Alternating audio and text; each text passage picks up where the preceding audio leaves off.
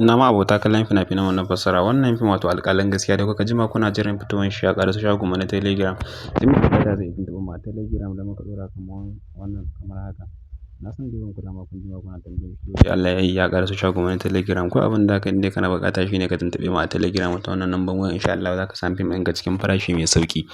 Wannan fim yayi matuƙar kyau sosai da sosai. Duk da dai dama na san kun kalli tallan shi kawai ƙarason shi kuke jira to yau dai Allah yayi ya ƙaraso shagon mu na Telegram. Duk mai buƙata ko abin da za ka yi shine ka tuntuɓe mu a Telegram ta wannan lambar wayar in sha Allah za ka same mu kuma sannan za ka samu sauran ƙarin bayani a gurin mu. Sa'an nan ba a iya wannan muka tsaya ba muna da fina-finai kala daban-daban. In dai fassara ne in sha Allah za ka same shi a gurin mu. Kawai dai abin da za ka yi shine ka tuntuɓe mu a Telegram nan in sha Allah za ka same mu. Sannan dai ka haɗu da wannan bidiyo namu ka daure ka danna mana subscribe sannan ka danna mana ƙararrawa ta yadda da zarar mun ɗora sabo zai iso gare ku sannan ya isa ga sauran mabuƙata.